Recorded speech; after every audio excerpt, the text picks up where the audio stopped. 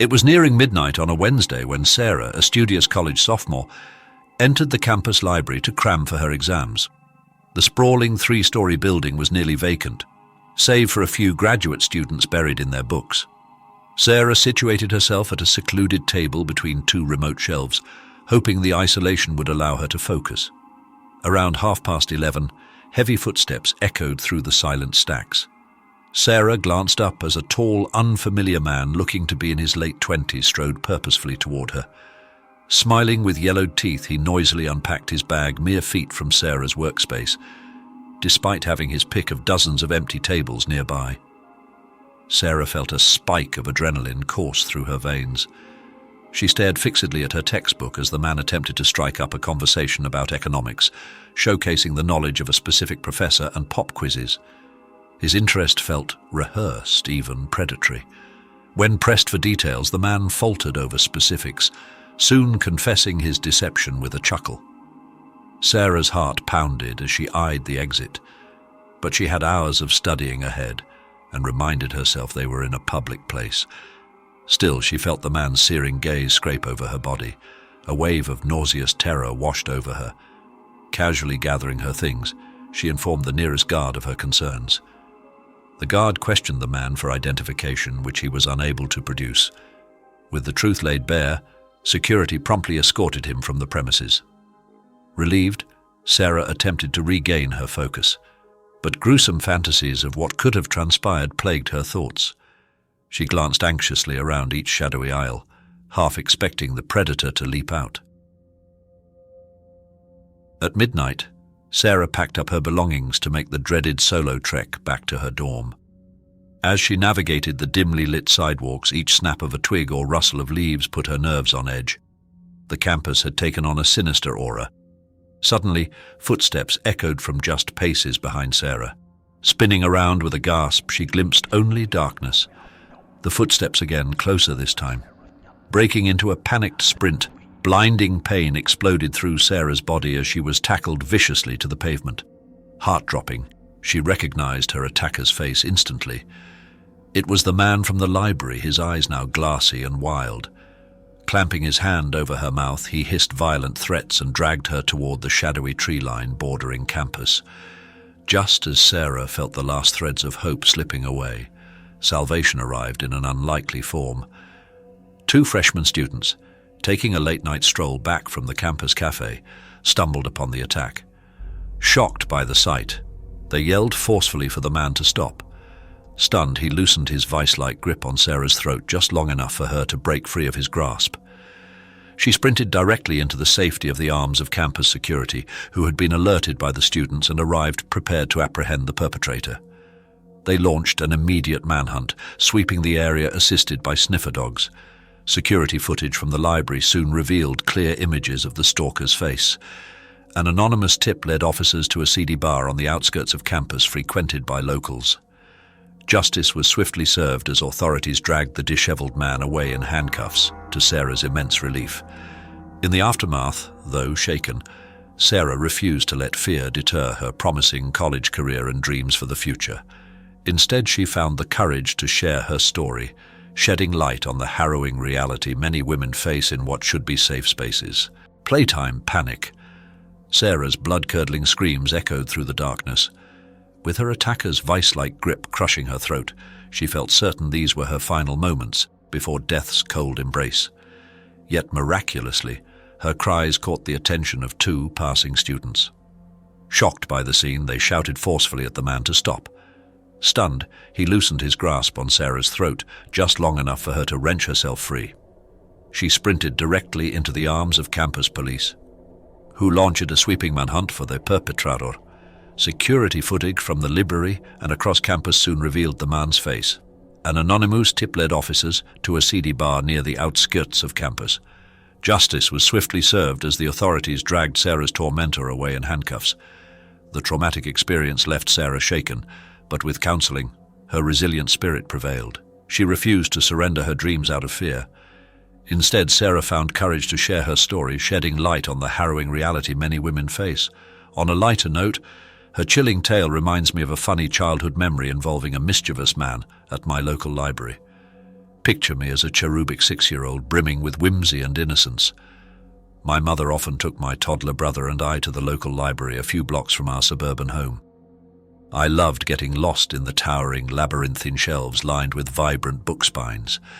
The musty scent of yellowed pages signaled adventure awaited. On this particular visit, my mom needed to print documents for work. After checking out a towering stack of children's books, she led us to the computer area. My little brother began dismantling a tower of blocks in the play area, while I gazed longingly at the glow of the desktop monitors.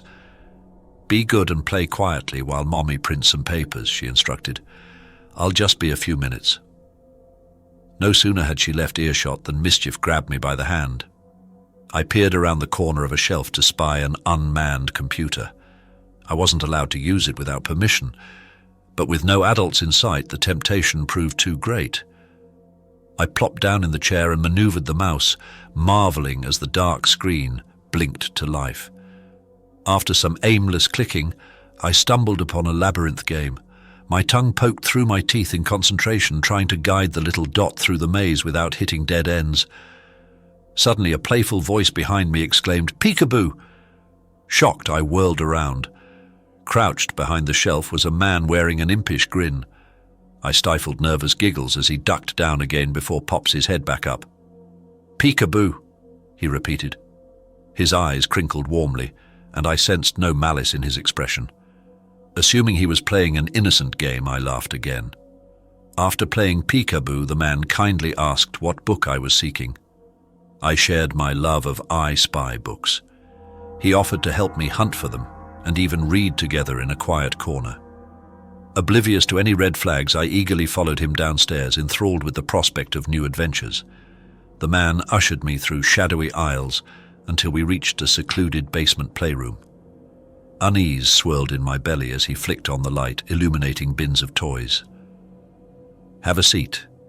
We can take turns finding objects in this I Spy book," he suggested with strange enthusiasm. I plopped beside him and began scouring the pages as he casually peppered me with questions about my life. Eventually, the garbled intercom blared. My mum was searching upstairs. The man's eyes flashed with panic before he abruptly enveloped us in darkness. "We'll play hide and seek now. I'll count to 10, he declared gently. My chest tightened, desperately missing my mother's protection. This cramped, dark room now seemed endless and terrifying. Rather than hiding, I sprinted for the exit with the man in pursuit as I screamed for help. By some miracle, I found a doorknob and burst into the hall in my frantic mother's arms. The man had vanished without a trace. For years, my mother's warning echoed in my mind. Never blindly trust strangers. Danger lurks in even the most innocent places, like libraries brimming with delightful stories and happy memories. Unstable page-turner. Many years later, while working the closing shift at my town library, I encountered a woman embodying nightmares worse than any I could have conjured as a child in that basement. It was a Friday night. Rain pattered softly on the windows as the final patrons trickled out the doors by closing time. My co-workers departed as I remained behind to tidy up. I wheeled the returns cart through the stacks, reshelving books by the glow of my headlamp. Around 10 p.m., I finished the last garbage run to the dumpster behind the brick edifice. After securing the deadbolt once more, I grabbed the duster to wipe down the shelves before leaving.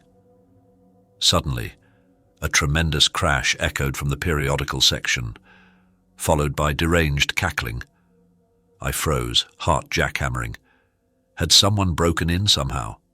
Brandishing a heavy encyclopedia, I crept toward the discordant sounds. One aisle over, a wild-eyed woman in a soiled nightgown capered about, sweeping entire shelves of newspapers and magazines onto the floor. She appeared to be talking to herself in a foreign language, oblivious to the destruction surrounding her.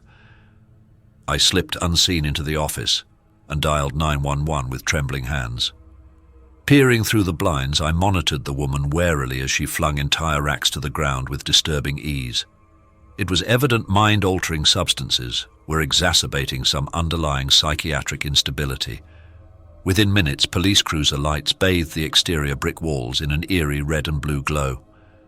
But rather than comply peacefully, the woman reacted violently to attempts to subdue her. It required multiple officers and paramedics to restrain her flailing limbs. They spoke soothingly, trying to break through her disordered mental state as she continued spewing nonsense.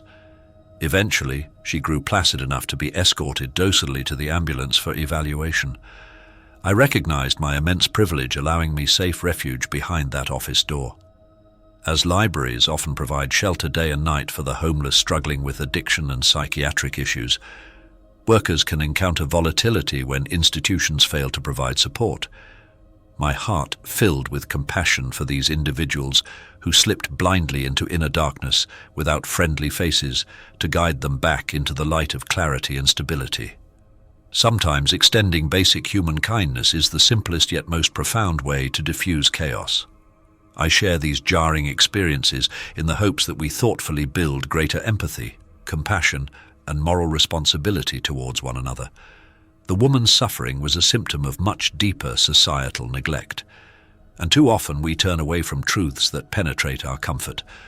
We must lean into the discomfort such encounters elicit, using that energy to spur positive change through opening our hearts. Now, dear viewers, I sincerely open the dialogue. Please carefully recount your own bizarre library encounters so that in relating our shared vulnerability, we dissolve the illusion of separation dividing people. For in the end, love is the only true remedy that heals. Make sure to like, comment your thoughts, and subscribe if you feel called to be part of this compassionate community. More stories are yet to unfold. Until next time.